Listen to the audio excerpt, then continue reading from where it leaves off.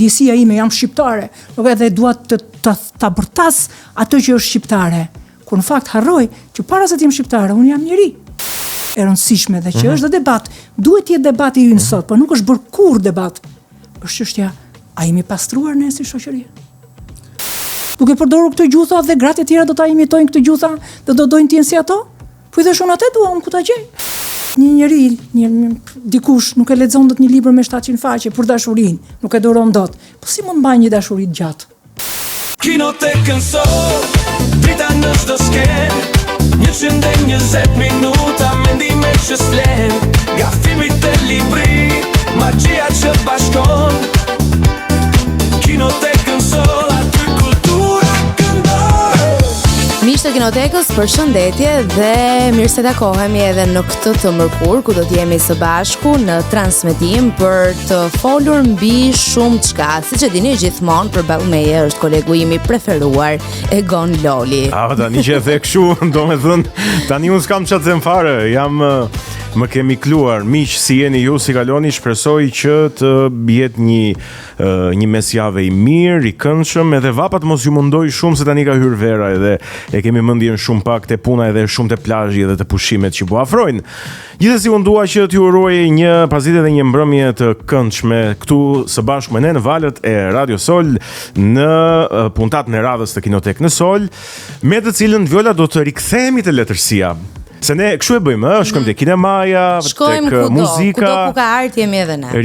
Shkojmë te piktura, pastaj rikthehemi tek letërsia, siç do të bëjmë edhe sot apo ja. Edhe e di sa mirë është që në Shqipëri ka akoma njerëz që din ta përdorin bukur fjalën dhe ne me fat që kemi një prej tyre në studion e Kinotekës. Kënaqësi e madhe që e ftuara jonë e radhës është Fluturatshka. Faleminderit, mirë se erdhe.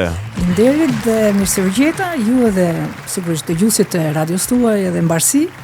Çdo lloj po them ekrani, çdo lloj kamera, çdo lloj mikrofoni kur përdoret për sidomos për artin në këto kohë heqakeqe shqiptare, është një shenjë shumë e bukur.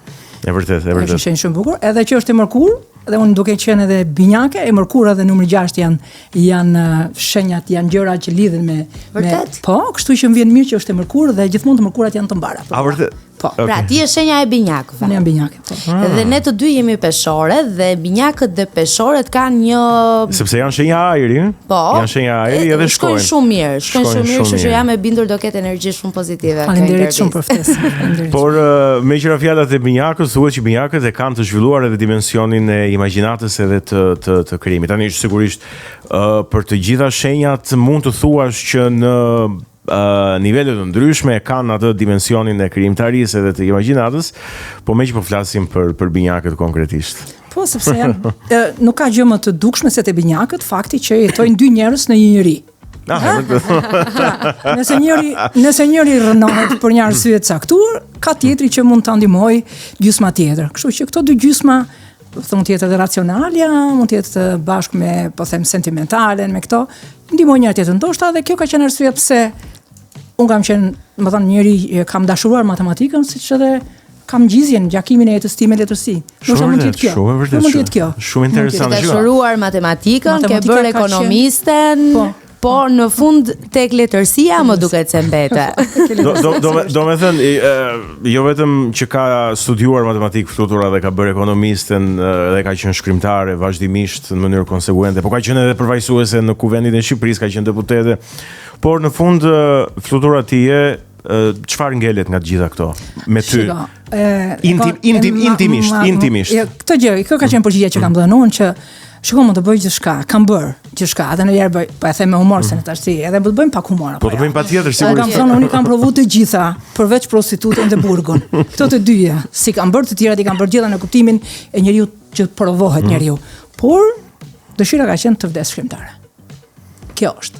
Nëse ja edhe kam përshtypjen se ja dola sepse jo se kam mbaruar me politikën, se me politikën s'mbaron dhe të duash tikësh ti nga politika. Stele politika tikësh sepse sigurisht është brengë secilit për nesh, ose ne jemi të detyruar sepse gjithçka kalon nëpërmjet politikës. Edhe kur bëjmë gjëra që duken fare larg saj, ne në fakt bëjmë politikë.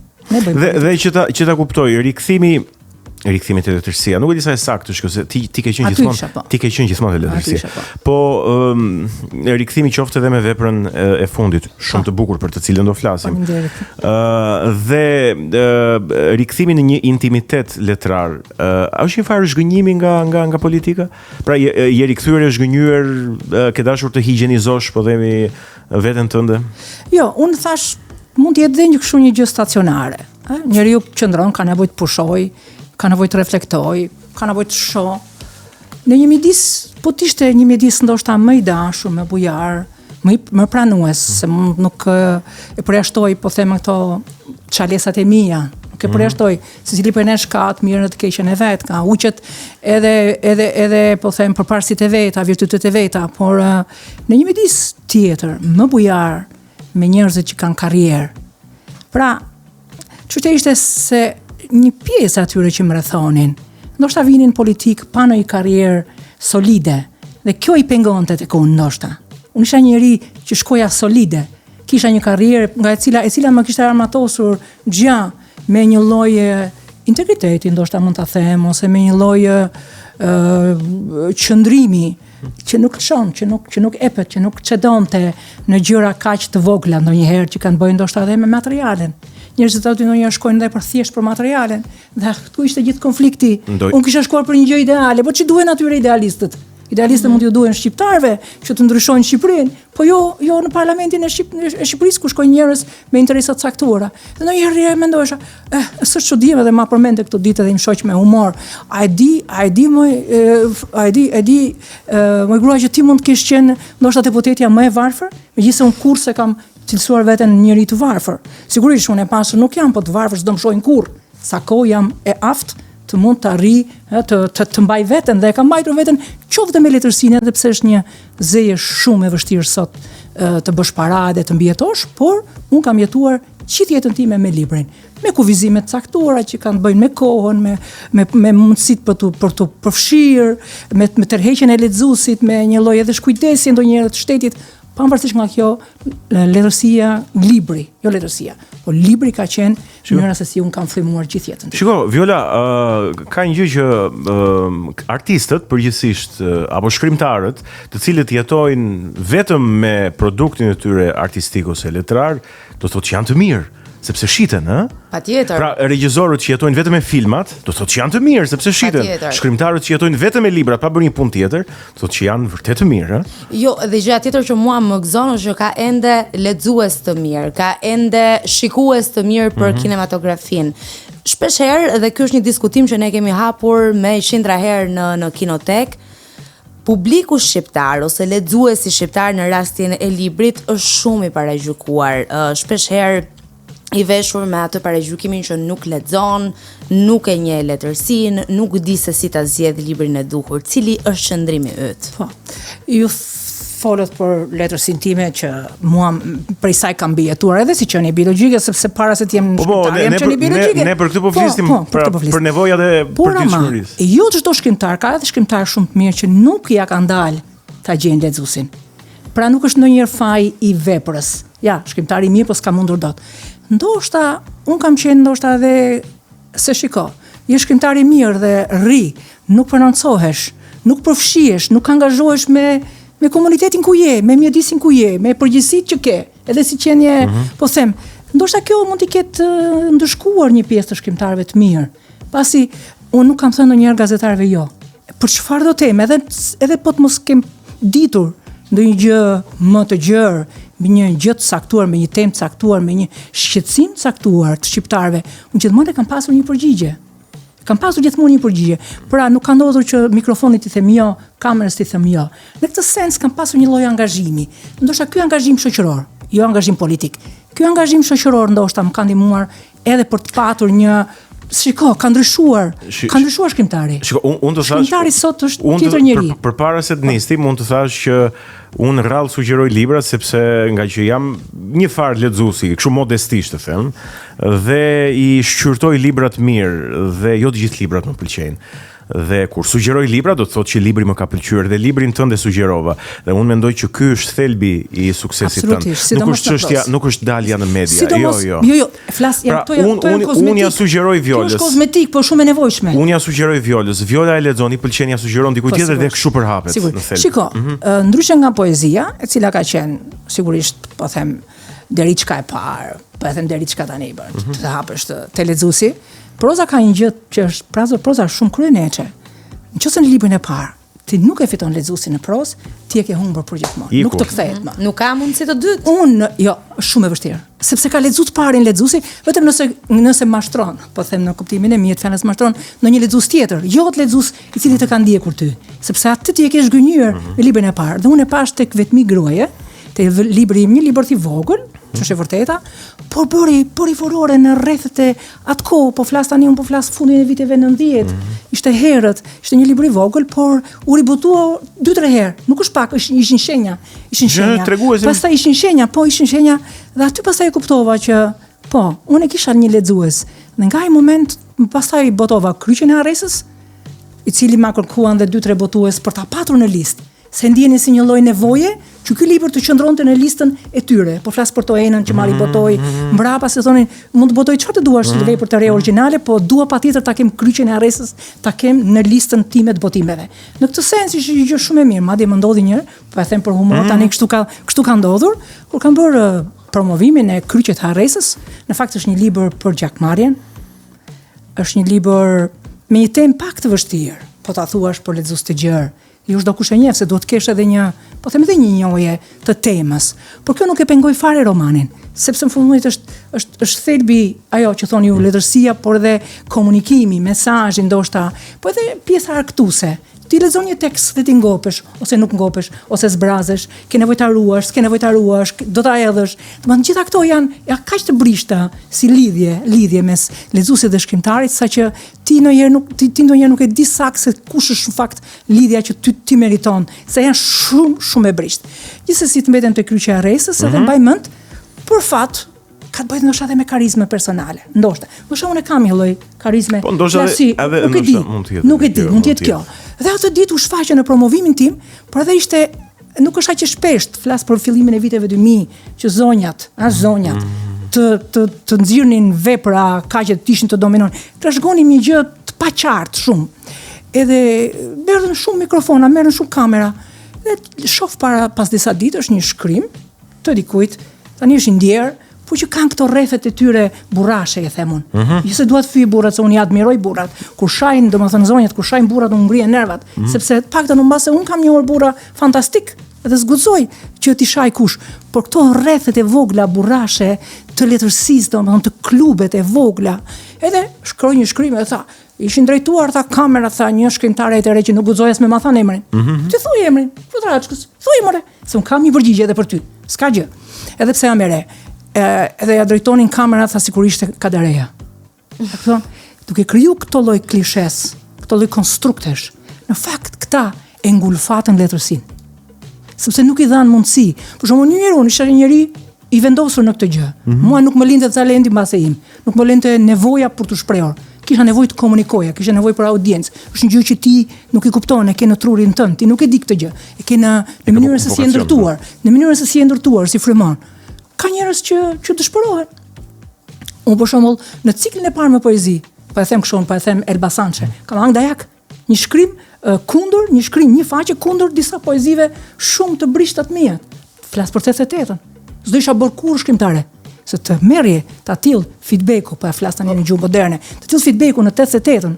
Është një gjë fatale për shkrimtar. Po s'kishte më. Unë ose do heshtja përfundimisht, ose unë nuk do botoja më. Një nga dy. Për çfarë arsye? Ja, do ta shpjegoj mbas edhe këtë gjë. Po që mbetem te Kryqi i Arresës, edhe këtu atë merri keq për atë zotërin. Që merreshe, domethënë, ky mjedisi ka shumë rëndësi edhe mjedisi ku ti e paraqit veprën. Të them te lexuesi, me Kryqin e Arresës u mora lexues edhe më të ri. Pastaj me vetëm gruaje me Hirin, që ishte një traktati im personal për dashurinë. Nuk e kam këtu, po e kam, do ta ribotoj, besoj, botuesi im shumë shpejt, sepse adhuron atë vepër, ajo botuesi adhuron atë vepër, do ta botojsh një vepër e shkurtër për një traktati im personal për dashurinë, si e gjykoj unë. Edhe aty moralizues të ri dhe pastaj kështu, ndërsa kam rritur tek Ferri dhe tek Biri, qoftë tek parazetiki, unë kam gjallë lezuesin dhe vjen një moment dhe ti mendon edhe për lezuesin tënd. Si mund ndodh kjo? Po ja që ndodh ka. Madje unë ndonjëherë shoh kur filloi një vepër, për shembull unë mendoj çfarë të mendoj Aida, një lezuese që më ndjek mua në mënyrë kështu, domethënë, quhet bukur, unë e quaj të bukur, ose tjetër çfarë do mendoj. Dhe ti ke dhe një dhemk, një gjë të vogël që thua, a do më pëlqej veprën tjetër? Të duket sikur ti shkëputur, sikur je ndar, të duhet sikur je një qenie e vdekshme, nëse ai njeri që të ka ndjekur deri dje nuk të ndjek akoma.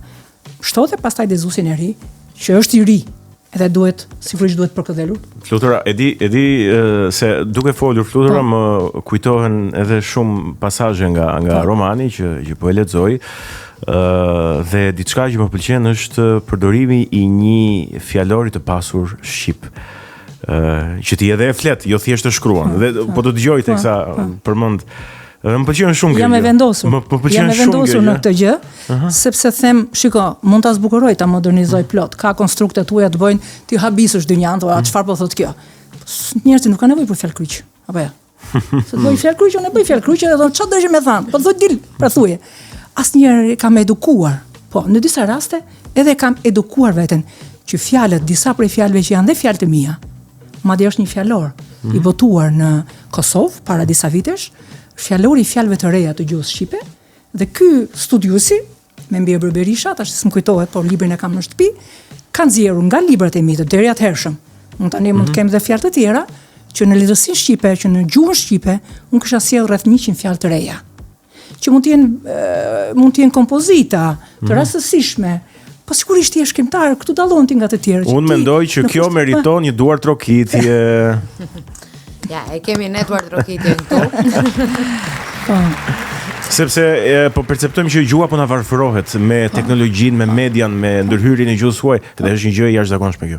Qoftë edhe 100 fjalë të reja. Po. Problemi është, unë kam se të herë të shkon pra te politika, ja, në shkon te politika. Shkon gjuha aty ku dhem dhëmbi. Po, çështja është si do ta mbrojmë gjuhën shqipe. Se ja, bëm librat neve.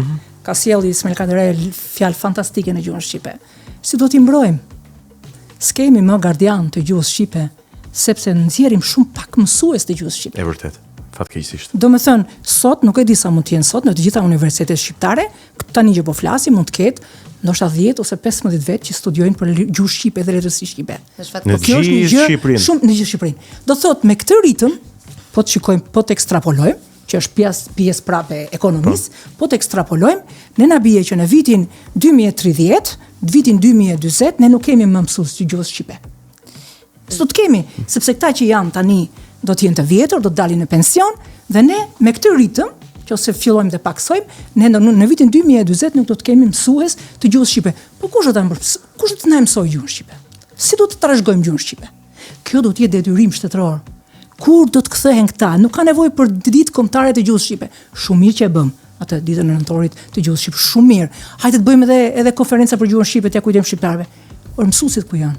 Te mësuesi fillojmë. Dhe ka një tjetër fatkeqësi, mendoj unë, pak në ky është mendim personal, që ti nuk e kur i bindur se sa nga këta 10 apo 15 student që do të diplomohen në gjuhën shqipe e duan realisht atë apo e kanë zgjedhur sepse ajo ishte dega që mund të kapnin. Dhe ky është një tjetër diskutim, besoj, që lidhet me cilësinë e atyre që do të bëhen nesër, ata që do t'i trashëgojnë gjuhën shqipe brezave të tjerë që do të vinë. Këta mund të jenë ndoshta edhe poet, shkrimtar, të cilët aty e gjejnë, sigurisht e gjejnë veten, ajo që nuk më dha mua mundësia të studioja. Unë kërkova të reja gjuhë letërsi shqipe, më çon në ekonomi. Ashtu çonte partia, ashtu ka qenë ajo kohë, ashtu ka qenë. Tani këta mund të jenë njerëz që janë të lidhur me gjuhën, që duan, që janë shkrimtarë dhe kanë të nevojshme ta kenë këtë, po them këtë formatim që të jep studimi i gjuhës shqipe. Por kjo është një çështje që është debat shumë i madh dhe duhet të kthehet në debat publik. Kjo çështje e gjuhës duhet të kthehet. Unë e kam patur në disa seanca në komisionin tim, në parlament, disa nga fjalimet e mia i kushtohen kësaj gjëje, që ka qenë një nga brengat e mia por atje të duket ndonjëherë vetja kaq vetmitar, të duke vetja. Domethënë, imagjino se për çat zihen e debatojnë në parlament dhe ti del flet për gjuhën shqipe. Që fakt është shumë e rëndësishme, është çështje kardinale. Unë flisja për gjuhën, flisja për butrinti, flisja për trashëgiminë kulturore, flisja për ato gjëra, për ajrin. Unë flisja për ajrin, a e kuptoni se në çfarë ajri po jetojmë? Ajër kanceroz. A kuptoni? Dhe bëra një kalkulim me si ekonomiste që jam, që neve në një ditë, të gjithë ne që jetojmë në Tiranë, ne humbim një shekull jetë. Kush na e pagon këtë shekull jetë? Po të na mbledhësh. Po të mbledh të gjithë çfarë humbim në trafik, në gjithë çfarë ndodh. Si nuk kalkulojnë këtu? Habitesha unë. E flisja ekonomistëve që ishin në parlament. Ore, kalkulojnë, shikoni me çfarë humbim ne, sepse këtu gjëja më pak vlerë është koha. Kur fak ajo është gjëja më me vlerë. Koha. Se koha prodhon. Koha jep. Koha është produktin lënda e parë më e rëndësishme. Pa kohë ti s'bën dot asgjë. Këtu e shpërdorojnë kohën në mënyrën kaq barbare, sa që unë është e trishueshme. Kjo është arsyeja pse unë pak më gjen si shkrimtare, mund të pozoj në një kafe, e të marr bocat e bëj shkrimtare në kafene, filan kafene. Koha është gjëja, ajo tingëllima e ikjes së saj. Unë e ndjej tingëllimin e ikjes së saj, më torturon. Të trem kja kohës? Më trem, nuk më trem më, sepse unë kam kaluar në jetën time ka thyrje të tilla që këto çështjet e jetës e vdekjes po them këto raporte, kjo zona, morturum, siç i thot James Wright, nëse jam e sakt, morturum i thot kësaj faze midis jetës dhe vdekjes, ka një moment thot ai që është kjo lëviz. Ma nuk këto gjëra kam kapërcyer, nuk kam në kufi në këtë pikë, por prapse them njeriu, çfarë dash? Si do ta shfrytëzoj deri në fund, deri minutën e fundit? A lash gjëra pa mbaruar? Kjo më mundon mua, a le gjëra pa mbaruar? Flutura, ju shkrimtarët jeni patjetër njerëz të ndjesive të veçanta edhe të shprehjes shumë të bukur të këtyre ndjesive, po përpara se të shkojmë tek këto ndjesi të hedhura në letër, unë do doja të flisim pak për matematikën.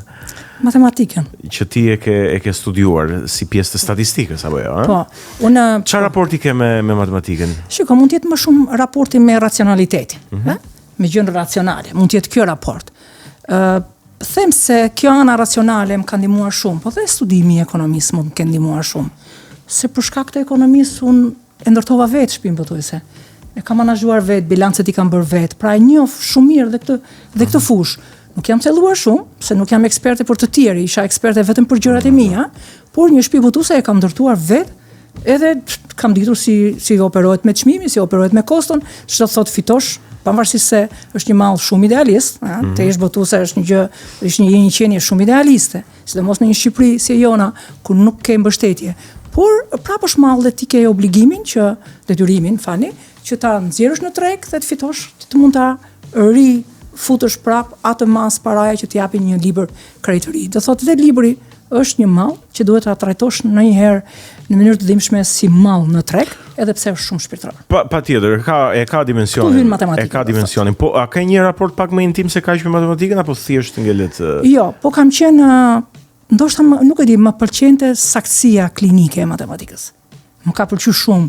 Kam zgjidhur, duhet të kem, nuk e di nëse i kam në shtëpi blloqet e shkollës mesme, me integrale, ç'kanë qenë këto gjëra, kanë qenë një gjë manice. Edhe kimia ka qenë manice, po për mua matematika ka qenë edhe më manice. Gjë që nuk më ndodhi me fizikën. Fizika ka qenë gjithmonë problemi im. Unë e kam pasur si rrobe të huaj, si xhaketë të huaj, të ngushtë fizikën. Ndoshta edhe kam qenë pa fat me fizikën. Se më kanë ndodhur disa profesor, mësues, të cilët sigurisht të partisë, kanë qenë mësues të partisë.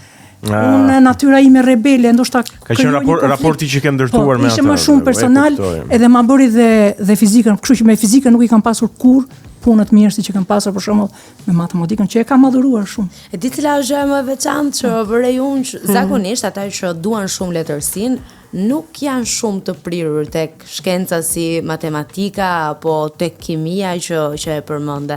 Ndërkohë ti kesh të dyja, thua të jetë prap binjakët në këtë drejtim.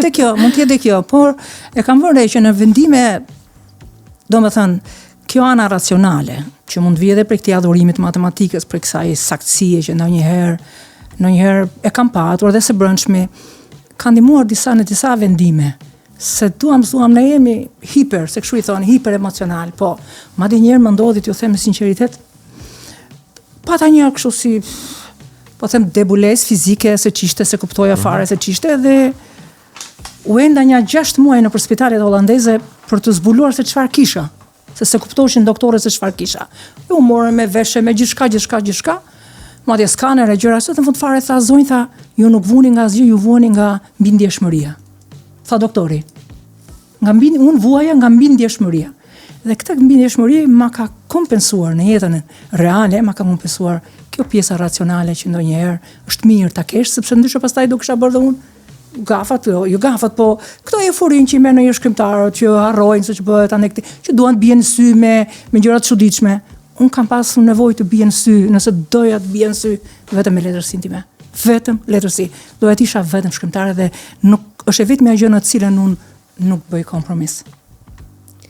Dhe do doja të rikthehesha asaj historisë që na e tregove kështu në pak fjalë, po në ato poezi që ju I kishit shkruar dhe që pastaj e gjetët veten të sulmuar prej tyre. Ka qenë viti 88, unë atë kohë mbarova ekonomikun, jam statisticiene, jam e specializuar për statistikë, por nuk e kam ushtruar shumë pak. Pra jam ekonomiste në të vijat përgjithshme, por jam statisticiene kështu si specialitet dhe më ka pëlqyer shumë, ka qenë një gjë e mahnitshme, statistika është një fushë e mahnitshme, po, unë se kam ushtruar. E kam pasur zyshe me lindën një nga zyshet më të mrekullueshme që kam takuar në jetën time, por Ermelinda Meksin po flas. Edhe po ishte, unë doja, nga që nuk mbarova dot për letërsi, ndoshta doja një mënyrë, doja të hyja nga Xhaku, se s'më lan të hyja nga dera në letërsi. A kuptoni? Kështu që doja të paktën thash me ekonomikun që kam të paktën të jem gazetare, ekonomis.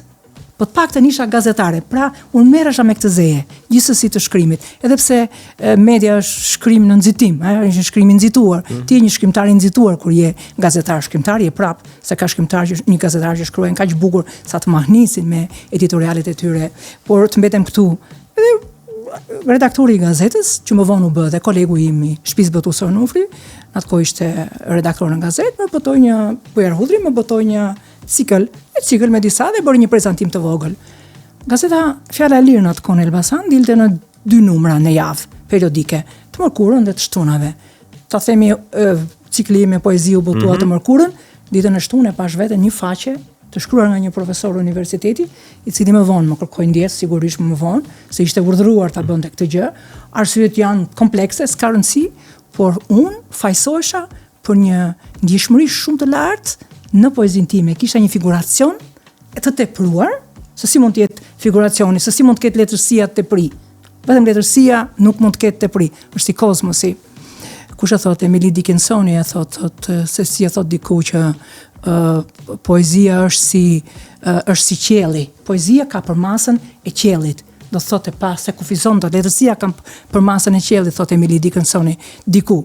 Por ata ishin në skemat e socializmit. Ato ishin po. Problemi është që unë s'kisha një varg për parti, ndoshta, mungonte në atë cikël, unë s'kisha fare.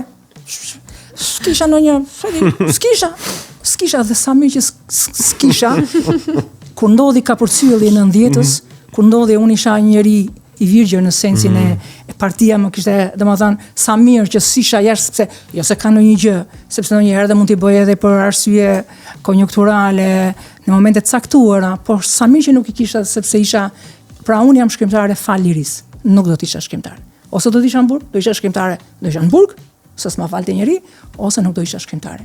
Kështu që pranaj liria është, në të gjithë veprën time, liria është totemi. Po do e kisha pranuar Burgun për fjalën, për shkrimin? Në qoftë se do t'ishe pak më madhe. Të merrni leje, të merrni leje. Nuk e pranon se pranon. Të merrni leje Burgut, të merrni leje. Nëse gaboj nuk të merrni leje. Siç ndodhi me shkrimtarë të tjerë që u anatemuan edhe u shkatërruan nëpër burgjet e diktaturës, sigurisht po. Por çështja është edhe mbas 90-s. Ajo delte madhe, prurjesh, letrare që erdhi, edhe letërsia Burgut, edhe letërsia tjetër e fshehur, ditaret, çfarë nuk doli në dritë, gjërat mahnitse kanë dalë në dritë. Pra, kam përshtypjen pati një hegemoni e asaj fryme 50 vjeçare, që nuk e la të shpërfaqet edhe kjo letërsi. Kam dhimbje ta them këtë gjë, por kam përshtypjen se kështu është. U botuan libra sigurisht, por nuk morën vëmendjen që meritonin. Ne në një lloj forme e kemi vrarë paksa letërsin. Paksa si shumë. Po. Për një kohë të caktuar dhe tani jemi duke diskutuar si ta rikthejmë në ato piedestale ku e meriton. Ta çlirojmë mirë. Ta çlirojmë mirë. Ta çlirojmë nga çfarë? Ta çlirojmë pastaj ta Shiko, meqense po flasim thjesht tani për edhe për formime dhe për ta zgjeruar pak njohurinë tonë mbi letërsinë. Ai sistemi ishte ai që ishte. Megjithatë, ai sistem prodhoi edhe letërsinë e mirë të disa korifejve që ne i kemi, Ismail Kadare, Dritë Roagolli e të tjerë. Do kishte qenë letërsia shqipe në dienin tënde. Ndryshe pa atë sistem ose si do të ishte letërsia shqipe ndryshe? Do të ishte vijimësi e viteve 30? Sigurisht, e paraja nuk do të kishim fare këtë fash të realizmit socialist. Mirë, që ishte një zhanër, që ishte një far zhanri i shpikur nga kushtet dhe morëm edhe diku tjetër, por problemi është që nuk do të ishte aq skematike. Sepse ndryshe është një letërsi e prodhuar në liri, ndryshe është një letërsi e skematizuar. Do të jesh patjetër heroi, do të jetë heroi se s'bën. Apo kjo është një nga gjërat që mua më ka bezdisur shumë, edhe arsyeja pse në veprat e mia nuk ka një njeri i dallueshëm. Ka kompleks, është një grup njerëzish që veprojnë pak a shumë të barabartë, sepse un kam akoma atë trembën e heroit të famshëm me të cilën ishim rritur. Ja, në shkolla. Një tjetër fjalë shqipe. Trembë. Po, sepse ishim rritur me heroin, heroi fitonte gjithmonë. Ishte një skem pothuajse më falni ta them, pothuajse në veritësi. Pra diku ingranazhet e letërsisë shqipe u thyen. Nuk shkoi me atë të botës. Sigurisht ne prodhuam shkrimtarë të mëdhej dhe madje unë mendoj që ne kemi Kadaren për shkak se fuqia e Kadares e intimidoi atë diktatorin. Kam përshtypjen unë. Kadarea ka luajtur në kufi, ka luajtur në atë paqartësinë e kufirit. Ai ishte aq i fuqishëm brenda në atë tonzurën e tij për të mbrojtur, saqë po ta prekte, kam përshtypjen më shumë diktatori, kam përshtypjen se mund të digje edhe vet një pjesë të gishterive mund t'i digjte edhe vet. Kjo gjë, talenti, është në pjesën e asaj e mbrojtjes. Talenti. Ndonjëherë disa figura, disa qenie të cilat krijojnë e kanë shumë të madhe bazën e piramides. Shumë e vështirë ti lëvizësh. Kadaria është prej atyre. Por ama rreth Kadares, dhe që kemi lexuar, ju jeni me fat që si keni lexuar, s'ma do menje si keni lexuar, pse do t'i lexonit xhanëm. Ishte edhe mediokritet i jashtëzakonshëm, i tmerrshëm me ato që jemi ushqyer. Por disa poetë të mirë i kanë rezistuar kohës edhe erdhën në 90-ën, por disa nuk dolën dot nga skema.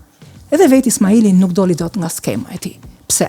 Se mbeti tek ajo alegoria me otomanët, vazhdoi gjatë. Ndoshta ajo atë letërsi shumë të mirë që e bëri në ato kushte dhe pati shumë të vështirë të merrte të përshtaten në kushtet e reja. Dhe unë për shkakun do të kisha dashur prej Kadares një vepër të madhe midis Perëndimit dhe Shqipërisë, sepse shkoi në Perëndim dhe mund të kishte bërë një vepër të madhe, po them, të kësaj lidhje të fortë. Sa rriti do të ndoshta edhe për shkak të moshës, ndodhen gjërat, nuk e di.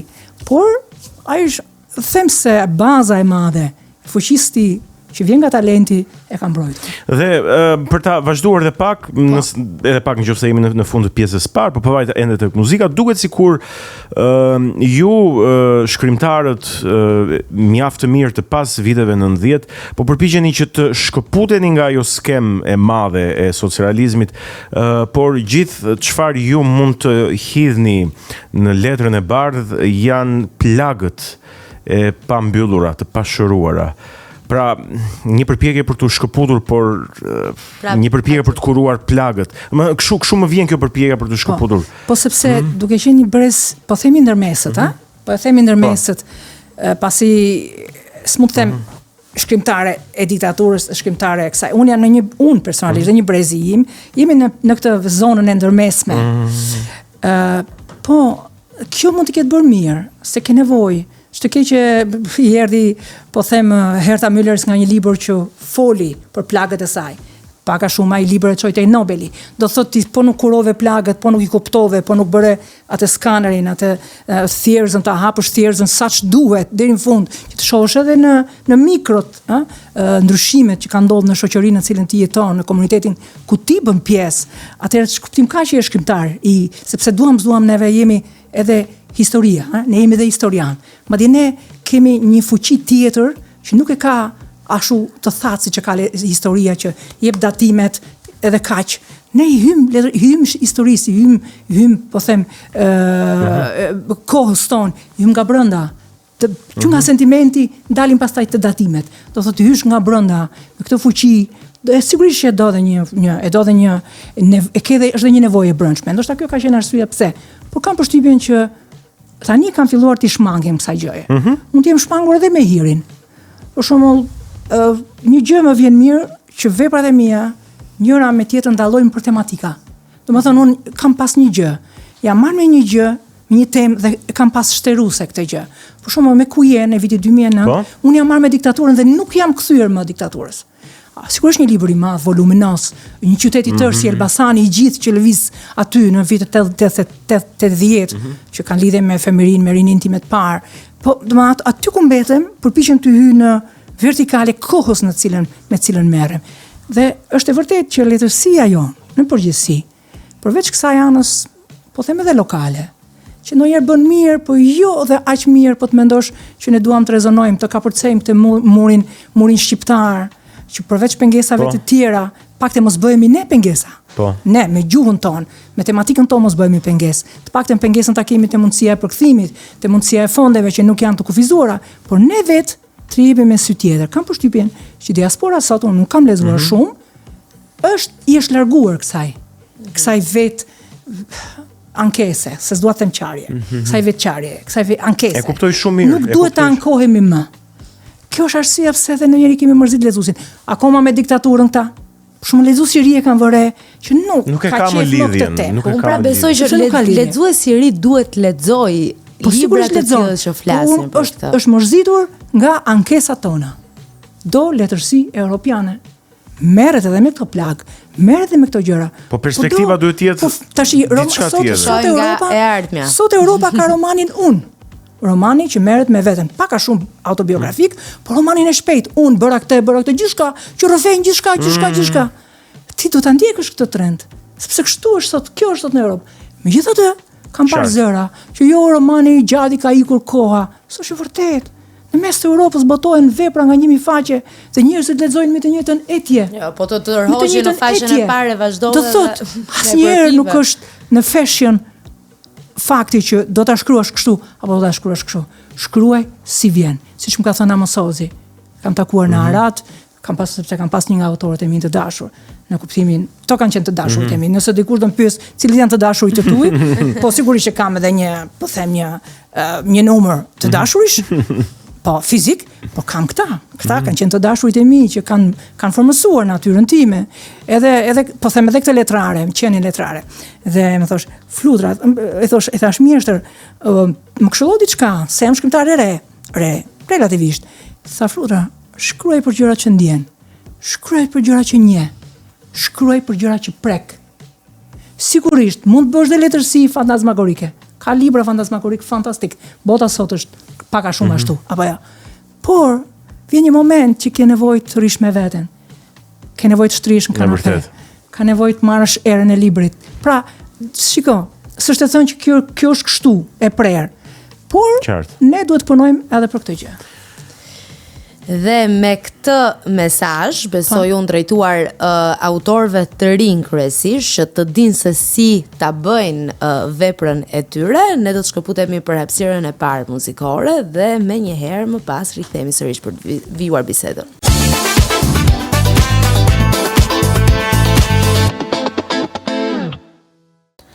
Je re, Lela.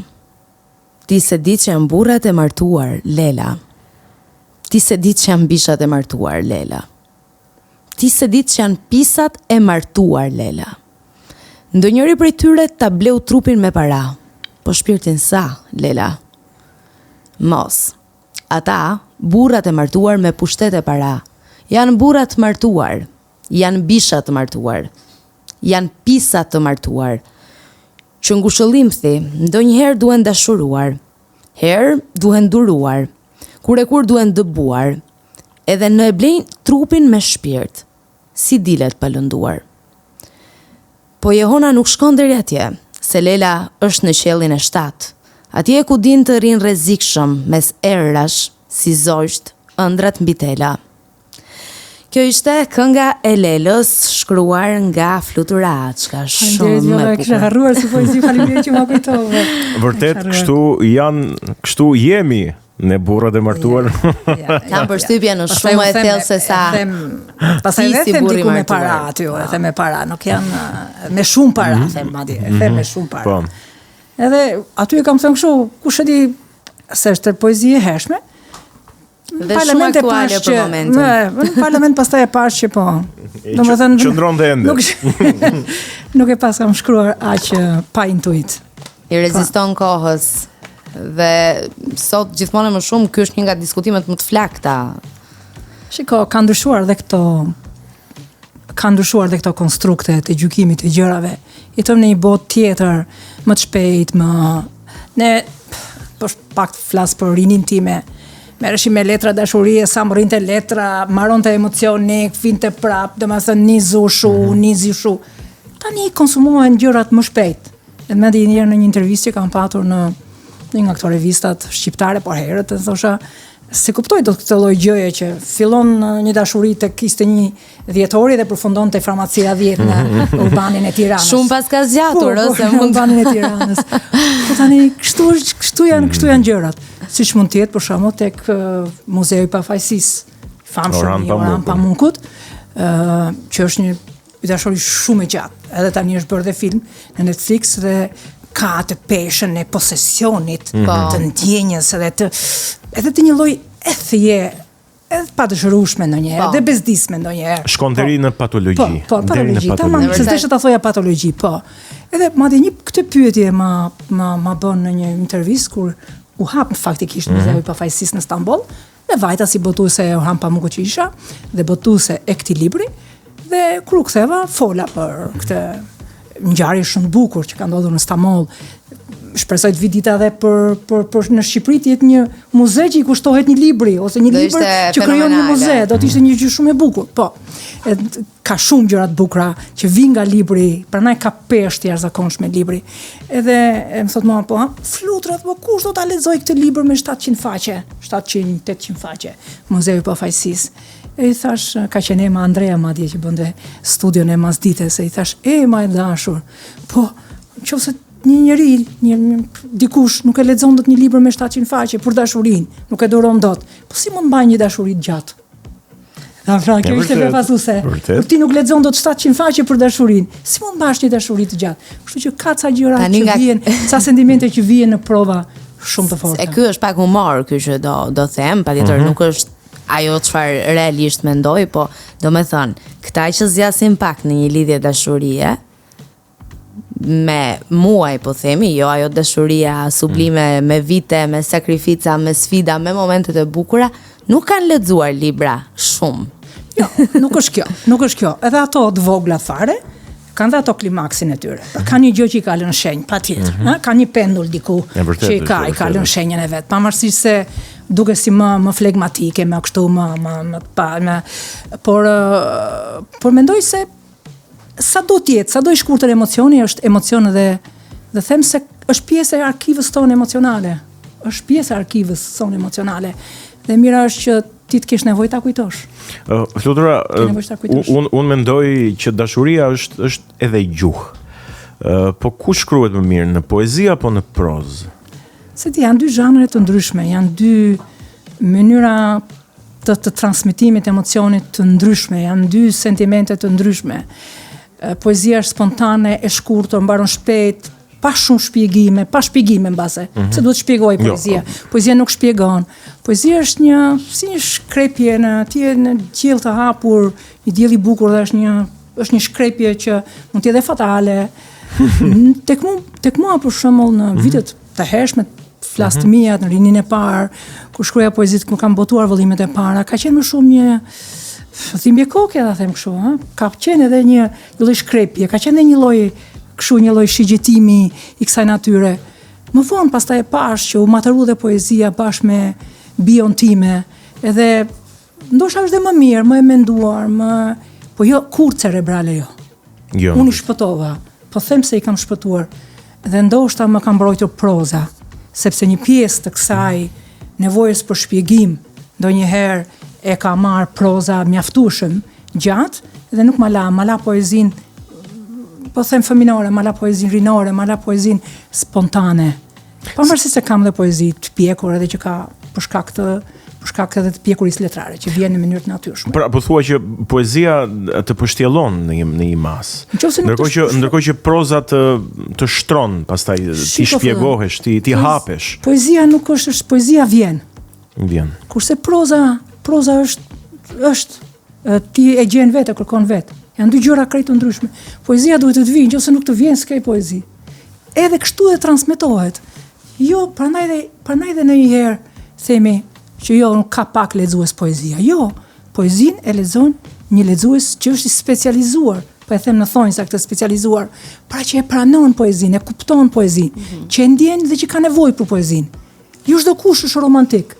Ka njerëz romantik në bazë kërkojnë më shumë, kërkojnë poezin. Kështu që kurse proza është një gjë që ti e merr, mos e marrësh në formën e fiksionit, po mund ta marrësh në formën e librit psikologjik, të një libri historik. Pra me prozën njeriu shtrihet, është ndryshe, e trajton me shkrimin, me rrëfimin, me prozën, me mënyrën e gjatë të shkruarit. Gjë tjetër, poezia është aty fillon, aty mbaron. Ka dhe poema të gjata, fantastike, por kam përshtypjen që nuk është, asnjëherë nuk del nga moda, dhe asnjëherë nuk i ka qëndruar kohës. Pra është në këto ujëra pothuajse të padukshme si mjegull. Poezia do mbetet mjegull, edhe kur je në raport si lexues, edhe kur je në raport si shkrimtar, por edhe në raport edhe si botues. Kjo është arsyeja pse botuesit maten shumë ta botojnë poezinë, sepse ashtu është e mjegullt, është një gjë që të shkrihet, del dielli dhe shkrihet. Pra do të gjesh lexuesin për ta shkruar, duhet të gjesh lexuesin tënd për ta shkruar poezinë, por edhe lexuesi vet duhet ta gjej atë që ai mendon se është poezia e tij. Se jo çdo poezi është poezi. Absolutisht. Dhe jo për këdo, pra kështu normalisht. Kjo kohë sot i ka dhënë shumë mundësi poezisë të shtrihet. Po prap ajo kur nuk arriti ta zëvendësoj prozën. Domethënë po të gjesh në internet tani në mjetet sociale, ti gjen tani poezi pafund, kush nuk shkruan. Sa mirë që liria të jep këtë gjë. Sigurisht në këtë po them hullit madhe vargjesh, ti ke një raport për caktuar tëndin me vargun dhe di se cilin varg do. Ti fillon e krijon, po them këto lloj raportesh me poezinë që pëlqen dhe lexon një poezi dhe thua te tjetra pastaj s'ndale më. I krijon ato, po them, e krijon atë kimin tënde me autorin që ti pëlqen. Prandaj dhe janë pak, por ato që janë poet vërtet. Nuk e di, a ka ndonjë vëllim poetik ose ndonjë poezi që ty të ka parathënë jetën ose që ka ecur krah për krah me ty në jetë? Nuk e di si ta shpreh më. Po e kuptoj, të kuptoj, çfarë më ka frymëzuar. Ose çfarë ka qenë, po. Lëkura, në një farë mënyrë. Lëkura, jo frymëzim, lëkura. Shiko, ka disa autorë që e bëjnë shkrimtarin. Jo se bëjnë shkrimtarin, por janë si punë testi. Për shembull, unë në krye kam shkruar, do kthehem te poezia. Po? Kam shkruar romane më të shkurtër. Nuk e kisha çelësin e të shkruarit të romanit të gjatë. Pra s'isha bërë ende kisha një frikë, një droj për të bërë storyteller. Si që jam tek Ferri Fjetor. Nuk shtriesha dot. Kisha shumë frikë se mos nuk e krijoja këtë, po them, se edhe proza duhet ta mbash, jo një kapitull kështu, një kapitull kështu. Duhet ta mbash në tension, duhet ta mbash në tension. Duhet ta mbash. Me shkrimtar të mëdhej, si Orhan Pamukut që shkruan gjatë për shkak të traditës turke. Nuk është vetëm Pamuku që shkruan ashtu, është një traditë e tërë që shkruan këtë romanin e madh të gjatë, që merr si këmbësoria turke otomane, një lloj me të njëjtën peshë, shkon dhe zapton. Kështu janë dhe veprat e gjata, të zaptojnë, të silçon Muzeun e Pafajësisë deri minutën e fundit, të silçon, edhe pse të krijohet ajo bezdia, siç u shpjegova. Aty te romanet e mëdhej, te njerëzit e mëdhej, ti mëson disa çelësa që vinë edhe për shkak se të mosnjohjes, për shkak se të kësaj droje, ti e thyen këtë drojë, po jo. Ata të mësojnë se si të shtrihesh, ata të mësojnë disa huqe të bukura, huqe që ti të mbash tekstin tënd në baraspesh. Dhe them se këta autorë që qëlluan që ishin dhe autorë, një pjesë e këtyre, ishin dhe autorë që i kam botuar dhe vetë, i kam sjell vetë për herë të parë. Pra ishin autorë që i lexoja jashtë këtij, po them, rekomandimi shqiptar. Jashtë këtyre tavolinave tona të njojeve tona, lexo këtë. Të mos harrojmë Dostojevskin, Kafkën, Camus, i kemi lexuar mbas viteve 90. Ne kemi lexuar shumë vonë, Brezi ynë. Ju keni pas mundësi të lexoni shumë më herët, po ato janë formula. Ato nuk janë shkrimtar, ato janë formula. Në mënyrë që ti të mos gabosh, edhe të krijojnë mundësinë të ndihmojnë që të mbetesh një shkrimtar modest. Se un kam parë kokorreçër në tavolinat shqiptare, ju them sinqerisht, domethënë rria ai në, të themi, në Elbasan, po flas në Elbasan, rri në Elbasan, ka lexuar Kafkën, ka lexuar Camus, ka lexuar shumë mirë ka bërë. Dhe fillon dhe mendon si Camus dhe si Kafka dhe harron që fillon dhe shkruan dhe fillon dhe imiton, dhe fillon edhe rreshtat i imitoj. Po harron që ai është Kafka, Camus, Tif, edhe Bretkosi thotë Senini. Edhe Bretkosi po ti je ke zërin tënd, fol me zërin tënd. S'ka gjë, je ti, je vetvetja. Dhe dukesh më bukur ashtu. Po problemi është se kjo, po e them në provinciale, po e them në thonjza. Por është dhe provinciale, apo jo, siç është edhe lokale. Ndjesia ime, jam shqiptare, nuk edhe dua ta bërtas atë që është shqiptare. Kur në fakt harroj që para se të jem shqiptare, unë jam njeri dhe duhet të transmetoj një emocion për një njeri tjetër që s'ka rëndësi i kujt kombi është. Ai është lexues, s'ka nevojë të vesh ngjyrë, s'ka nevojë të vesh kufi, sigurisht ti do të japësh tënden shqiptare, por do të mendosh edhe këtë gjë që ta dish ta transmetosh, që ato që është shqiptare, ai ta ndjej që është dhe e ti. Qëse ti krijon këtë lloj, po themi, krijon këtë mur të xhamt, lexuesit huaj, që ai të sheh, e kupton, të pranon, por nuk mund të ta marr emocionin që ke, se ti ke vënë këtë dritare xhami, të ftohtë, atëherë ti nuk komunikon. Problemi është arrin do letërsia shqiptare ta çaj këtë barrierë që është ndonjëherë edhe etnokulturore, që na barson shumë kjo pesha etnokulturore, dhe të hymë në trevat europiane, dhe të shkruajmë romanin europian që ka të gjitha ngjyresat shqiptare, por që mbetet një roman që komunikon. Komunikimi, ne fillojmë i përcaktojmë, kështu duhet. Po fillove përcaktove, ti në fakt e ke kufizuar, e ke mbaruar. Prandaj, thot Nietzsche, po e përkufizove, e ke kufizuar, mbaroj, s'ke dalje. Kjo është dhe çështja e kësaj që po them, këta shkrimtar, për shembull, të lexosh Houellebecun, ti e kupton që pse letërsia është kozmos. Ku ka barriera, ku ka gjuhë, kjo është turp, ku ka vulgare, ku ka erotike. Ku janë këto kanone në letërsi? Nuk ekzistojnë këto kanone në letërsi. Kur unë botova kukullat nuk kanë dhe, kam përdorur, jo unë, personazhi im, flet siç mund të thot, siç flet në shtratin e tij. Sepse personazhi s'ka pse të ketë jo, s'ka pse të ketë skrupit e mi. Personazhi nuk ka mund të drejtë ti vesh personazhit skrupit e mi biologjik, skrupit e mi njerëzor. Personazhi është personazh dhe ai do të trajtuar ashtu siç është, ashtu ka ardhur. Dhe unë e kam lënë siç është. Madje në një intervistë me një kolegun tuaj, tha, nuk mendon ti që duke përdorur këtë gjuhë dhe gratë e tjera do ta imitojnë këtë gjuhë dhe do dojnë të jenë si ato? Po i thash unë atë dua, unë ku ta gjej? Që ato shlirohen nga këto lloj konceptesh, nga këto. Sa mirë do të ishte. Ta shikoj thash, unë dua që romanin tim ta lexojnë edhe mbas 50 vjetësh dhe ta quajnë si një gjë që i shkruar sot. Pra, që ose fillon ti kufizohesh me këto skrupe me cilat jemi rritur ne në diktaturë.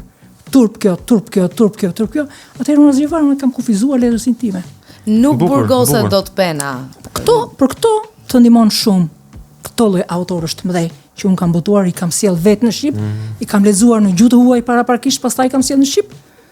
Nuk i njihte njëri as kritika jose, po them kritika, hajde, as lexuesi nuk i njihte, por ama duke qenë shumë konsekuente, po e them e qëndrueshme, me lexuesin duke sjell veprën e parë me humbje, veprën e dytë me humbje, veprën e tretë ashtu, veprën e katërt, edhe lexuesi mendon thotë, po mirë, kjo që i sjell korpus e letrare, 15 vepra, për shembull Murakami, Haruki Murakami, e jashtëzakonshëm, një shkrimtar i jashtëzakonshëm, një shkrimtar që ka nevojë që të jep mundësinë të ikësh, të shkëputesh nga bota ku je, rrit sa kohë në një pushimore tjetër, jeto me atë psikologji tjetër dhe ktheu. Dhe kthehesh njëri shumë i pasur, më i pasur, se ke hyrë në një botë tjetër, ke shkuar në dhera tjera, ke marrë tjetër ajër, ke marrë tjetër dritë, edhe gjërat se natyre, kështu që me këto autor ti shlirohesh një shkrimtar e ka të nevojshme. Madje më ndodhi një herë pas do ta them me një shkrimtarit shqiptar, edhe një tip kokorreçi kështu. Kokorreç.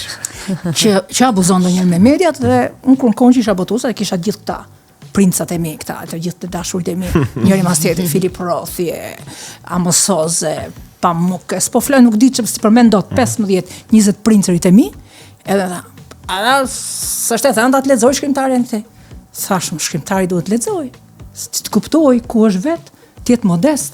Unë për shembull kam qenë duke qenë kuratore e këtyre, kështu po them kuratore e këtyre, kam pasur dhe një lloj kujdesi për të qenë po them pak noprane, për të qenë egoiste, për të qenë edhe për të qenë pak kryeneçe, në sensi jo kryeneçe, por një lloj kështu krekosje, më fal, krekosje.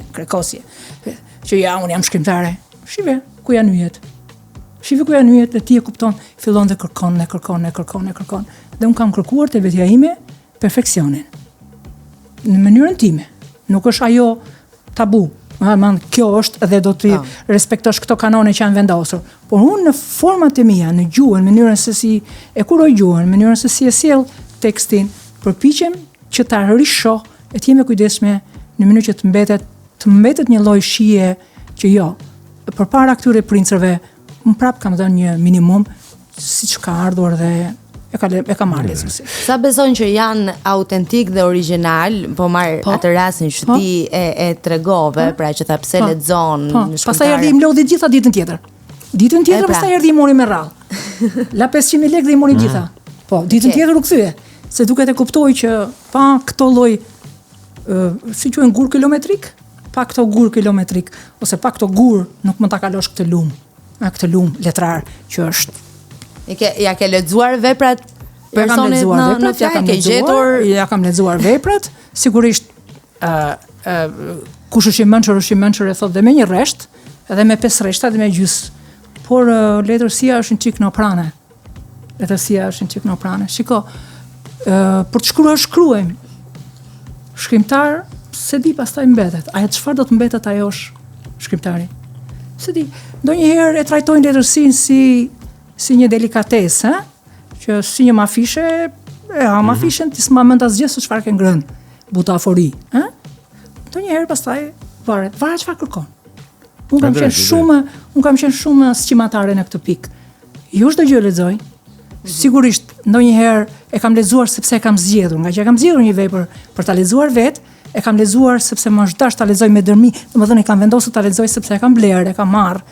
Por do të vinë keq që një vepër ta lija në mes. Ka ndodhur që edhe kam lënë në mes. Edhe veprat të autorëve shqiptar. Dhe them se për shkak të kësaj shkujdesje me tekstin, një tekst i nxituar, tekst i pa kuruar, tekst i pa redaktuar, ose nevoja për të shitur, për të bërë zhurmë, për të shitur.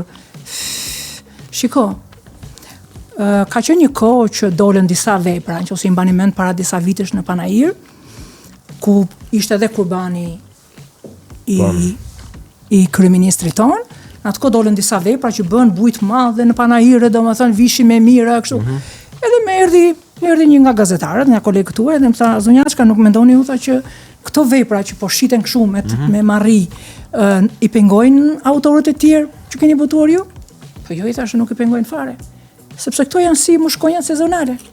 Mushkonjat sezonale nuk i pengojnë bishat letrare. Në pyll janë, të gjithë bashkë janë, to janë mushkonjat sezonale, to janë bisha letrare, që do të mbeten çfarë do të gjej Filip Rothit se u shit 100.000 kopje, po them Kurbani me që e përmendëm. Sa shit 100.000 kopje, ai thotë 100.000 kopje. Se do me laca lekë atë punë e tij, s'ka rëndësi. Por nuk ka 100.000 lexues, nuk ke ku gjeni 100.000 lexues, dish domethënë të kesh 100.000 lexues, po nëse punë e tij s'janë problemi im ky. Po domethënë, ç'a mund t'i pegoj Filip Rothit ose Michel Houellebecut se u shit ka Kurbani ose Flutura. Kështu që në këtë sens them që e drejt. Këto gurët kilometrik mbeten. Ato janë me shkëlqim të përjetshëm dhe nuk i lënë makinat tona shkatarraqe që të rrozohen në mënyrë. Po, ti më kujtoren në fakt edhe këtë dukurinë e shkrimtarëve të televizioneve. Po. shkrimtarëve të intervistave, shkrimtarëve të panajirëve. Pra që promovohet shkrimtari për librin dhe jo siç do duhet të ndodhë në fakt, e kundërta që të flas libri për shkrimtarin, të flasë vepra për shkrimtarin. Në fakt, ka autorë edhe në botë, nuk është Mirë, patjetër, është një fenomen nuk global. diskutohet, patjetër. Kjo është një fenomen global edhe nuk është fenomen shqiptar, dhe madje nga ande e kemi marrë, sepse tani ka ndryshuar koncepti për shkrimtarin. Nëse nuk je shkrimtar mediatik, nuk je shkrimtar sot. Dhe kështu ndodh. Sa gjeni mund të vdesin çdo ditë, gjeni që është një humbje e madhe. Unë e shikoj po. Unë e shikoj si humbje të madhe të njerëzimit. Këta gjeni që nuk e gjejnë dot rrugën për të qenë afër lezuesit sepse nuk kanë mundësi mediatike. Po, duam, kështu është. Pra sot nuk je vetëm shkrimtar, je një llafazan që del në më falni për këtë që po përdor, do të dalësh televizor e të shpjegosh veprën tënde e do t'i bësh të gjitha këto sepse të tërheqësh lexuesin sepse kështu është bërë. Një klikim me klikime kështu është bërë jeta. Pra, ne shkrimtari është transformuar, është shndërruar në një qenie më mediatike. Dhe s'ka asgjë të keqe. Kur keq përdoret pastaj. Kjo është një çështje tjetër, te keq përdorimi. Sepse pastaj lexuesi e merr. Ti ke bërë gjithë të publicitet, e merr lexuesi dhe zhgënjehet. Dhe ai shitet 1 muaj, 2 muaj. Për fat mirë, kjo gjë më vjen mirë të paktën deri tani dhe do zoti sa të jem gjallë të mos e shoh që librat e mi shiten si, po them si mbetje, ta themi kështu, ose në për ura, ose ta themi me çmim të ulur, me second hand dhe gjërat se natyre, janë të qëndrueshme. Do thot, nuk bëjnë bum, po mbeten në librari. Pra ti nuk do të ta heqësh në librari, nuk e heq nga libraria. Të paktën deri më sot. Se çdo të ndodhë nesër. Unë them tani të flasim pak për sebebin pse jemi mbledhur në këtë bisedë sot. Shkasin. Po se sebebi është turqisht, osmanisht, po. Shkasin. Po. Se vetëm dhe për fjalë. Jo, ke shumë të drejtë. Ferri i fjetur, roman nga Flutura Açka. Romani duhet ketë pak muaj që ka parë dritën e botimit, është në librari. Është një të paktën aq sa unë e kam kuptuar nga leximi, është një subjekti, pra është ritakim mes 3 miq të vjetër për 50 vjetorin e të treve në mos gaboj, apo sepse i kishin ditëlindjet aty afër. Emrat i mbaj më të mirë, Gent Bahiti, Majla Kroj dhe Gjenez Kurti. Më bëri shumë përshtypje emri i Gjenez. Romani hapet me Gjenezën, mos gaboj. Me Gjenez. Paka shumë po. Pse ke zgjedhur emrin e Gjenezës? Që ka qenë dhe rastësi, nuk ka qenë i kërkuar. Nuk ka një domethënie emri i Gjenezës? Ja, nuk ka aq shumë, mund të ketë. Domethënë nuk e lexuar pastaj romanin, ti mund t'i japësh edhe këtë ngarkesë. Të gjës enkas, mund të japësh edhe këtë ngarkesë. Edhe mund të bësh dhe shpjegimin. Por një zonë që kishte këtë emër dhe aq shumë më pëlqeu emri i saj, sa i thash, unë do ta grabis për një personazh. Dhe kur e kam takuar, se është nga Kosova, kur e kam takuar në një takim në Kosovë dhe ja kaq e lumtur që unë jam edhe aty në librin tënd, se lexoj librin. Se ishte me mjebër Kurti. Jo, nuk ishte Kurti, emri ishte Gjenez. Do ta më dha leje për ta marrë, nuk i mora leje, po gjithsesi, dhe tani jam e kënaqur që emri im është aty. Është emër i rrallë, nuk e kam dëgjuar shpesh, po them se i ri libri tim. Po, ka një. Dhe të tregta personazhe në fakt përjetojnë një udhtim, unë do ta konceptoja dhe sigurisht që këtu në këtë bisedë unë nuk do të tregoj gjithçka nga subjekti sepse ngelet për të lexuar dhe ju siguroj dhe të Viola që është një libër shumë i mirë, ta sugjerova si libër. Po, ma sugjerova. Mua më ka pëlqyer, e kam shijuar jashtëmaze.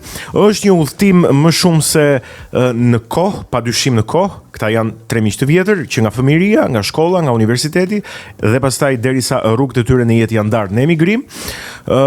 Dhe më shumë se sa një udhtim në kohë është një udhtim shpirtëror nëpër plagët e këtyre 3 shqiptarëve, nga diktatura, periudha e trazuar e tranzicionit e deri në të tashmen ku ata takohen në 50 vjetorin në Trieste, mos gaboj apo jo. Në Firenze, ndjes, në Firenze, po është edhe Duomo aty i Firences. Saktë, e vërtet.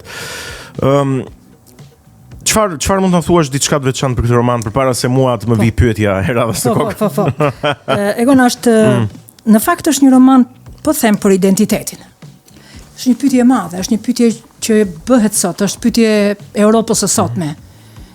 për shkak të këtyre lëvizjeve, këtyre lëvizjeve të mëdha të popullsisë, emigrimit dhe gjërave të natyre, cili është identiteti ynë, i njerëzve që shkulen, i njerëzve që ikin?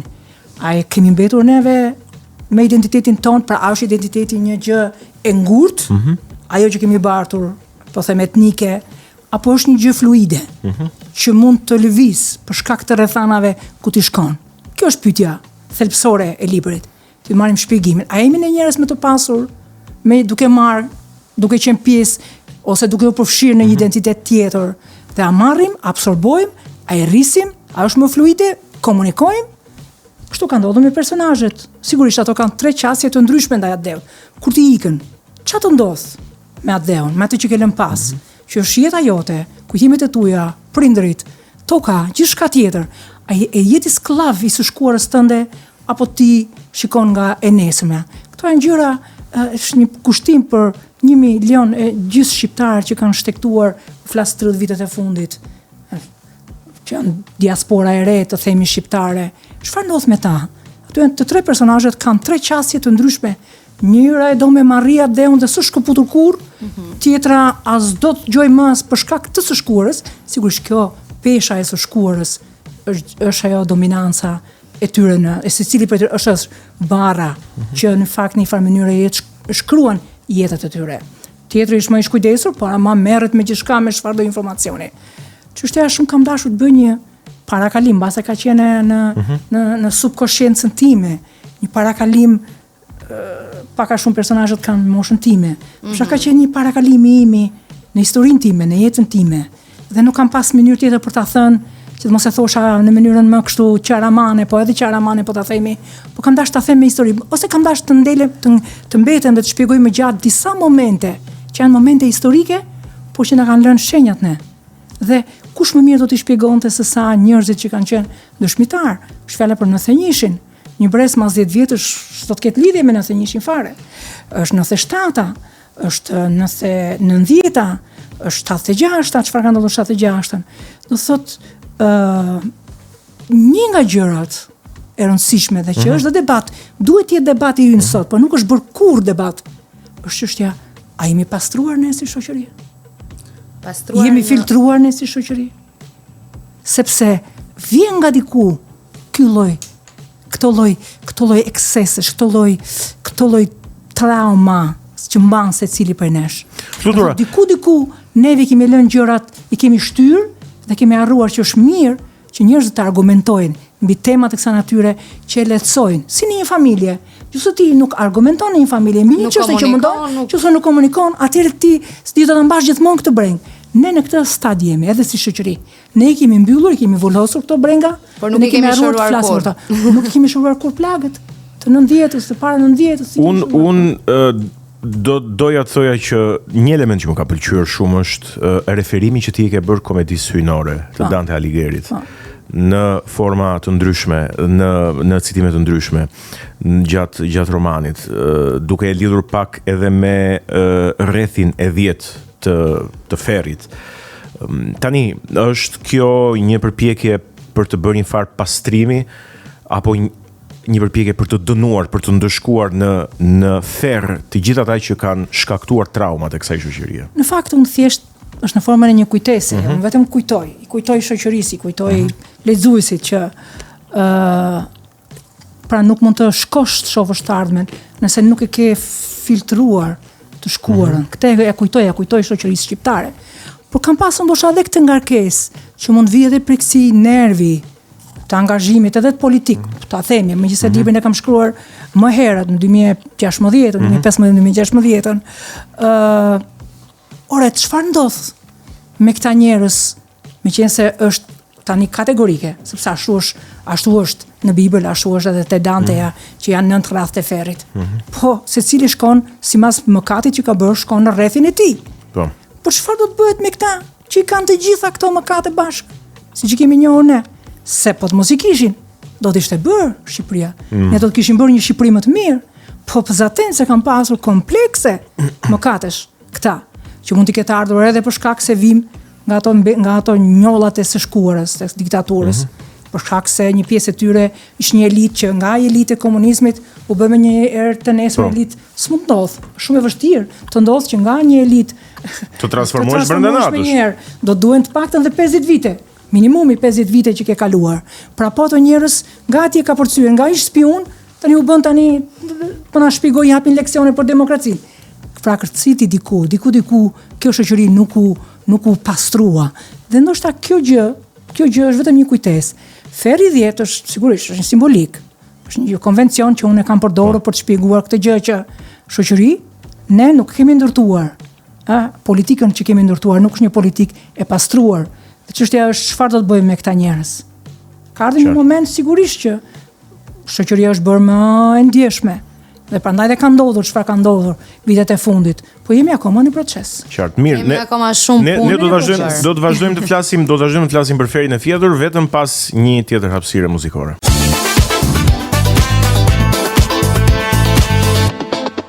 Këmbgula që mos na kërkonin të ishim në një tavë me vrasësit, me ata që kishin bërë gjenocid. Këtë nuk e bënim dot, dhe kjo nuk ishte hakmarrje, por pastrim shoqëror.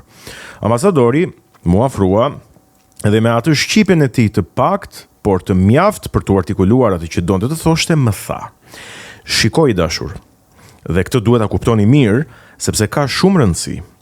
Ne do t'i ndihmojmë komunistët të pasurohen.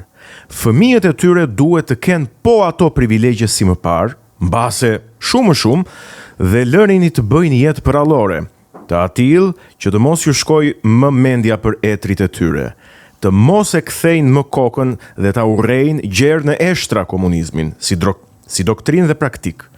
Vetëm kështu diktatura nuk mund të kthehet më në këtë vend.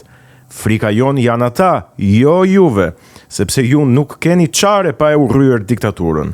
Kjo gjendje është e përkohshme, sa të sigurohet kthesa e duhur. Kjo nuk është një bisedë për këdo. Ti je një lider i ish të përndjekurve politik, ndaj po t'i them këto fjalë, që ta dish t'ua shpjegosh si duhet bashkëvuajtësve të tu. Kjo është një gjë e përkohshme. Unë mbeta i ngrirë dhe nuk fola. E shtyva si e shtyva atë mbrëmje dhe u largova. Të nesërmen dhash dorëheqje nga kryesia jon dhe u tërhoqa këtu. Gjëja e përkohshme që tha ai, një ditë mund të kthej në të përhershme dhe unë nuk doja të isha pjesë e këtij mëkati kombëtar që do ta helmonte shoqërinë shqiptare. Ka ndodhur kjo bisedë. Kjo nuk është shpike. Nuk është fiksion, nuk është. Nuk është fiksion. Se përmend dot emrin e njeriut sepse e kam dashur shumë, ishi përndjekur politik, një njerëz shumë i nderuar. Unë e prita në një libër që shkruaj, se në përgjithësi ata kanë shkruar libra kujtimesh, pjesa më e madhe e tyre, po flas të burgosur politik me vite, me 20 vite në burg, po flas për kalimtar kështu të rastishëm që më shumë janë futur që kanë vjedhur tuba, kanë vjedhur, po flas për njerëz memorie, po flas për memorie kombëtare. Edhe ma ka bërë këtë bisedë. Kjo bisedë është pak a shumë e vërtetë. Sigurisht nga kjo frikë e të huajve, në fakt, çështja është se kjo zgjate, ky tranzicionit zgjati kaq shumë sa që edhe s'mund t'ia shkëpusje më ata që ata thuaj se e morën dhe kontrollojnë, vazhdojnë ta kontrollojnë edhe sot. Dhe unë shpjegimin e gjithë saj çfarë ndodh edhe në politikë e kam pikërisht aty. Po më shumë se sa tek politika e brendshme mua më bëri përshtypje për qëndrimin që ndërkombëtarët dhe evropianët, qëndrim shumë i pasinqert. Po.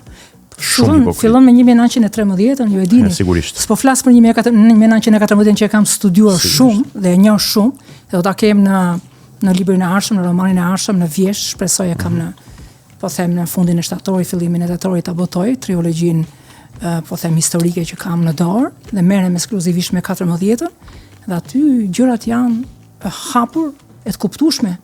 Dhe ndonjëherë duke menduar 97-ën që e kam në libër, duke menduar 1914-ën, sidomos tetorin, nëntorin, dhjetorin e 1914-ës, kur Duma Abbasit shkuan dhe shqyn konakun dhe i çon një kuti me arka, ju dini, një kuti me dru princ Vidit, as si ja kthyen as sendet, as lodrat e fëmijëve dhe gjërat të natyre, duke shkatëruar dhe memorin ton.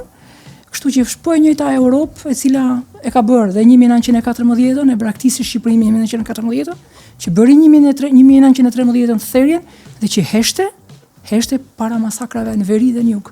Dhe në herë them, ka ndodhur në 97, në 1914, nuk po flas për çfarë ka ndodhur midis tyre dy skajeve të rëndësishëm të historisë sonë, se si jemi akoma Shqipëri, është një fat shumë i madh çfarë ka ndodhur. Sigurisht ka të bëjë lidhje shumë me 1920-ën, por ama është fat i madh për shkak të këtyre heqaqeqeve që kanë ndodhur në Sikom që jemi akoma.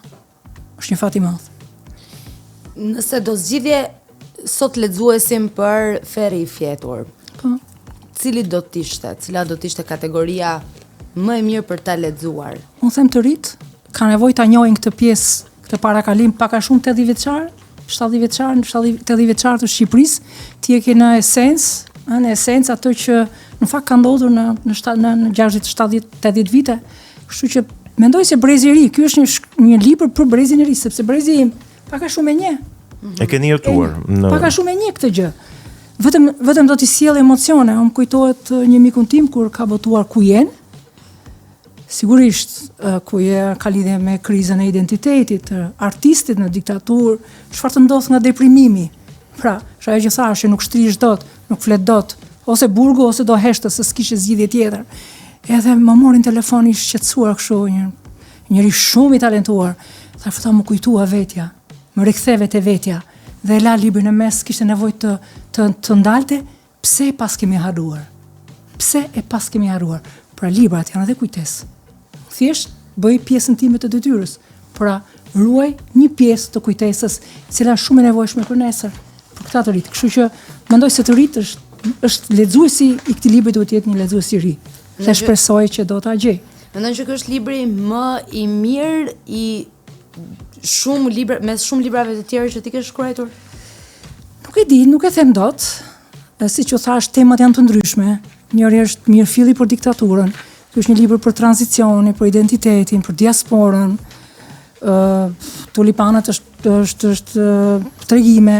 Biri është një libër pak a shumë në kufit autobiografik, megjithëse unë nuk jam shkrimtare epistolare, kam shkruar sepse nuk rria dot pa e shkruar. Do thotë kisha një lloj, bëra një kompromis me veten, me ndërgjegjen time, po edhe me lexuesin.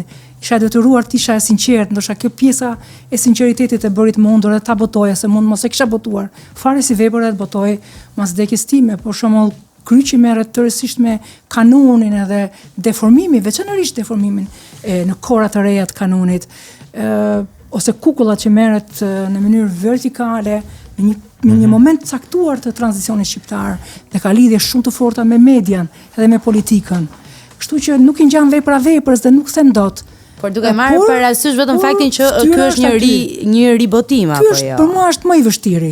Kam përshtypjen se është në librat e mi më të vështirë, jo në librat më të vështirë. Ky është në librat e pikurisë së shkrimtares, së plot të shkrimtares. Kjo është ndryshimi. Pra, nëse shkrimtari ka një kurb, kjo është, si thua, në një farë mënyrë zeniti i kurbës sime letrare. Dhe ne jemi shumë të nderuar që po e përjetojmë dhe po flasim. Pra, është momenti kur shkrimtari e zotron temën e madhe.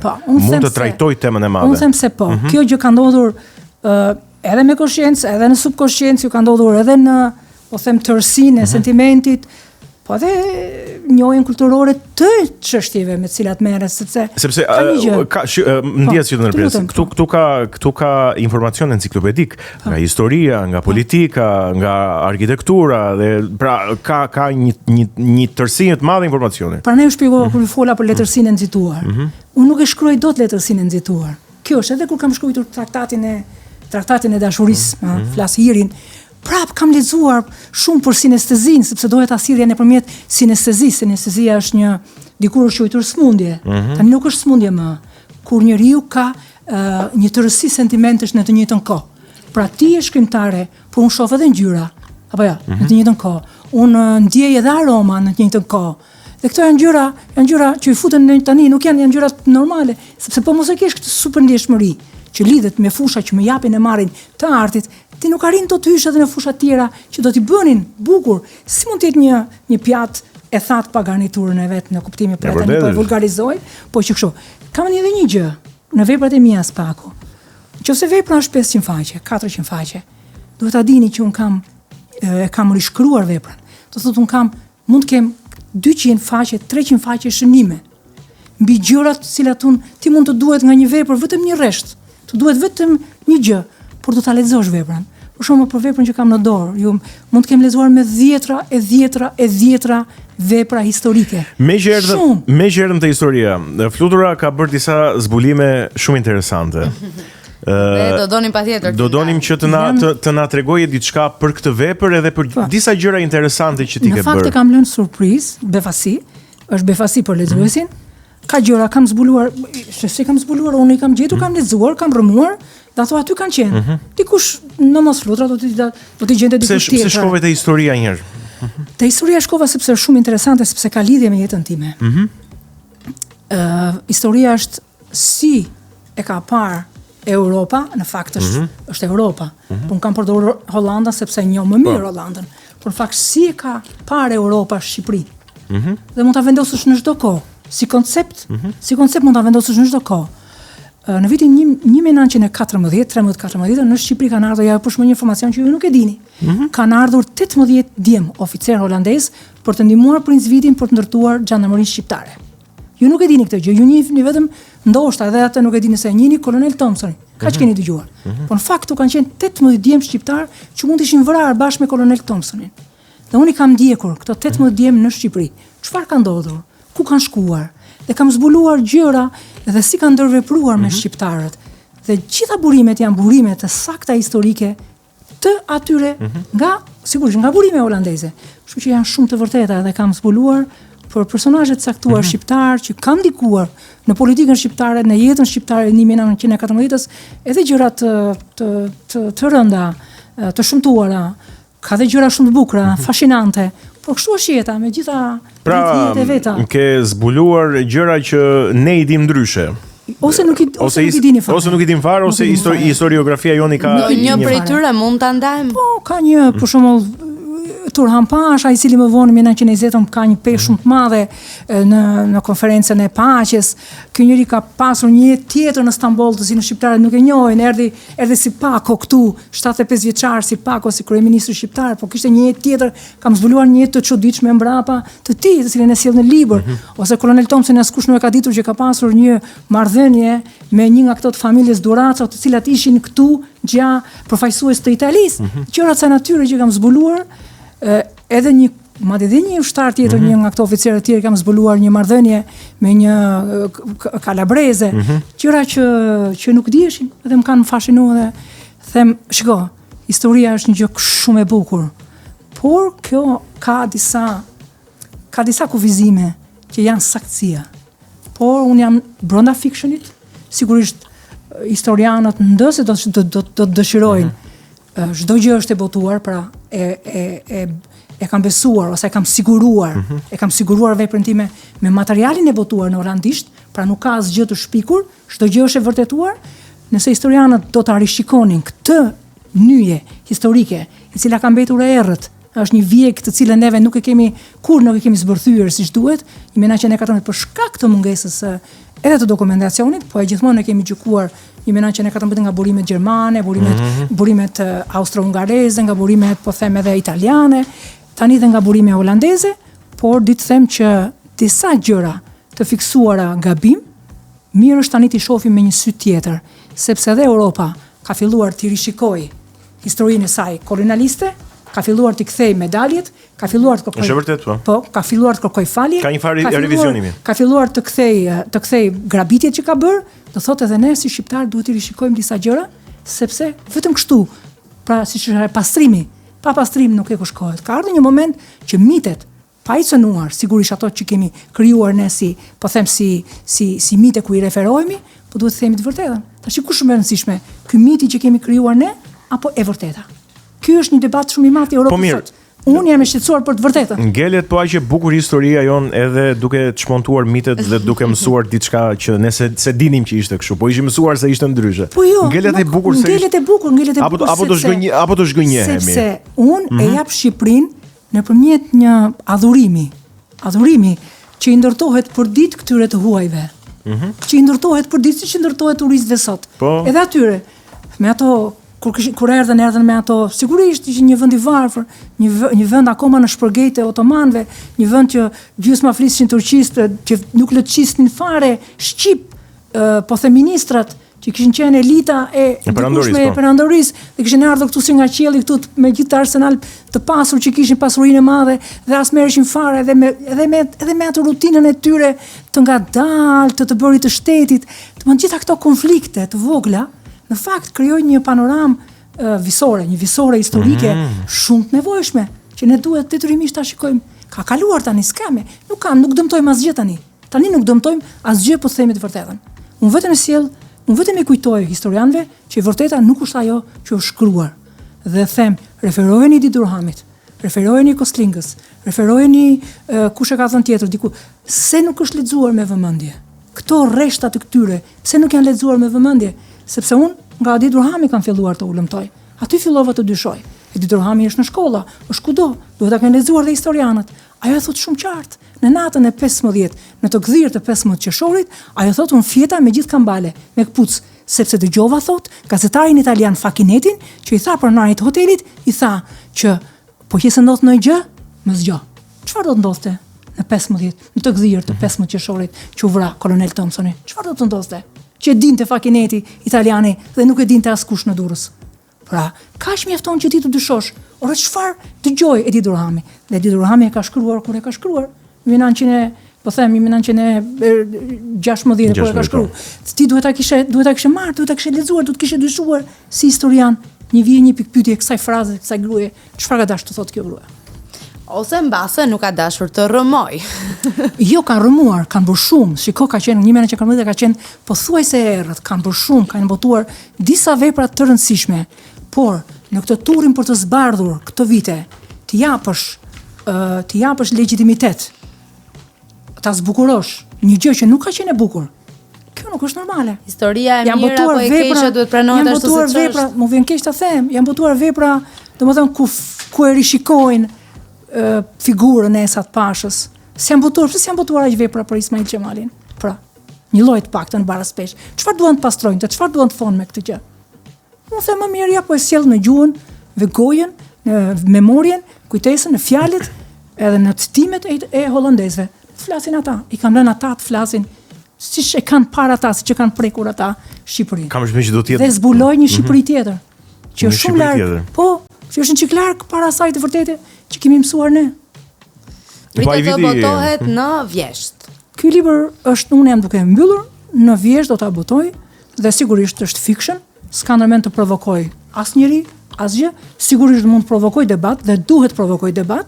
Ju thaj që jemi 112 vite më pas, 112 vite më pas, pse të mos e hapim këtë debat, siç e ka dhe bota sot, s'ka asgjë të keqe, dhe pse të mos jetë një lloj kujtese edhe për historian që duan ta rishikojnë edhe në një sy tjetër gjën atë që ka ndodhur, do të ishte mirë. Unë do të vinte mirë që e vërteta të shkonte tek e vërteta dhe të mos fshihej në labirinthe në emër të ca kanoneve që kemi vënë ne.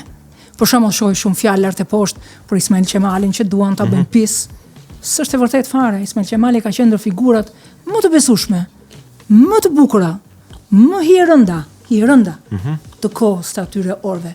Kështu që këto përpjekje të vogla për ta bërë pis me Piçozi që kanë dëgjuar, këto janë vetëm përpjekje të vakta për të prishur, për të rënuar një gjë.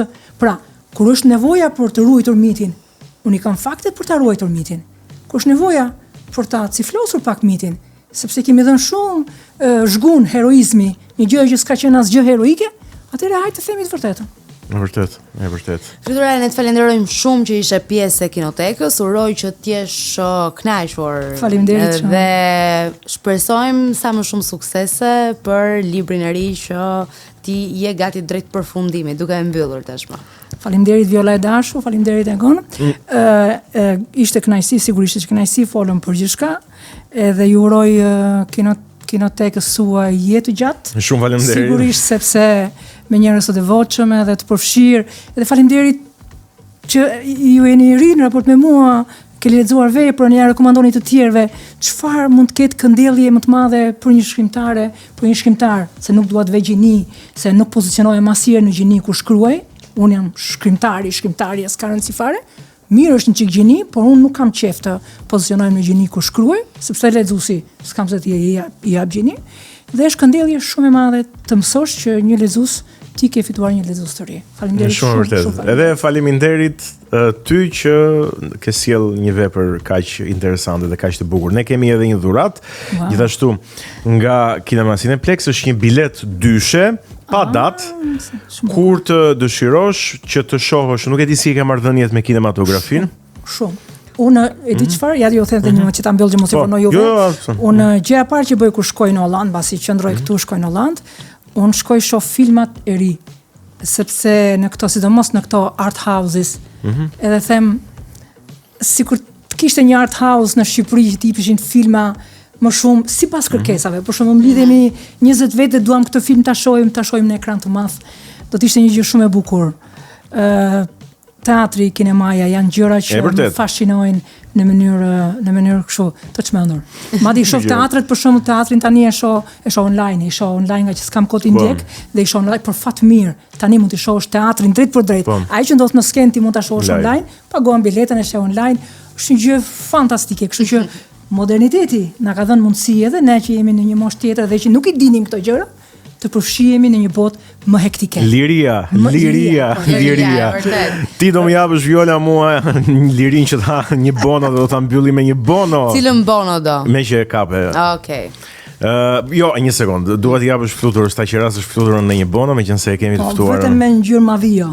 E mora unë atë më vinë. Ta hoqja me rarkun. E kisha me humor. Ne qëndrojmë tek faleminderit shumë.